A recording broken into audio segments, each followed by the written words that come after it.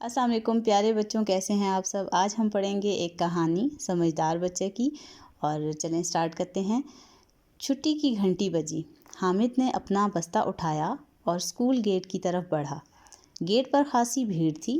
बच्चे अपने घर वालों के साथ घरों को जा रहे थे। हामिद इधर उधर देखने लगा। उसके अब्बा जान अभी तक नहीं आए थे। वो स्कूल से बाहर एक बेंच पर बैठकर अब्बा जान का इंतज़ार करने लगा। थोड़ी ही देर में तमाम बच्चे घरों को चले गए। उस्ताद भी एक एक करके जाने लगे। अब गेट पर सिर्फ चौकीदार रह गया था। हामिद कुछ परेशान था। उसे भूख और प्यास लगी थी। इस दौरान में एक मोटरसाइकिल सवार हामिद के करीब आकर रुका।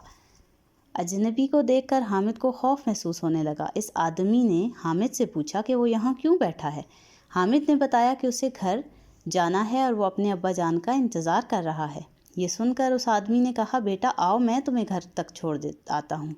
मैं आपके साथ नहीं जाऊँगा। हामिद ने उसे झट से जवाब दिया, बेटा मैं तुम्हारे अब्बा जान का दोस्त हूँ, मैं तुम्हारी मदद करना चाहता हूँ। अजनबी आदमी ने नरमी से कहा, नहीं, मुझे आपकी मदद की नहीं चाहिए। हामिद ने साफ जवाब दिया। ये जवाब सुनकर अजनबी आदमी हामिद की तरफ बढ़ा। बचाओ बचाओ बचाओ, हामिद चिल्लाया। दरअसल हामिद को अपनी उस्तानी जी की बात याद आ गई थी कि कोई अजनबी तुम्हें अपने साथ ज़बरदस्ती ले जाने की कोशिश करे तो शोर मचा दो। हामिद की आवाज़ सुनकर चौकीदार दौड़ा दौड़ा आया। चौकीदार को आता देखकर अजनबी से जल्दी से मोटरसाइकिल स्टार्ट की और वहाँ से भाग निकला। चौकीदार आया तो हामिद ने सारी बात बता दी। चौकीदार ने कहा, बेटा शुक्र है तुमने शोर मचा दिया और बच गए। ऐसे आदमी बच्चों को अगवा करके ले जाते हैं। इस दौरान में हामिद के अब्बा जान भी आ गए। आज उन्हें इसलिए देर हो गई थी क्योंकि उनके मोटरसाइकिल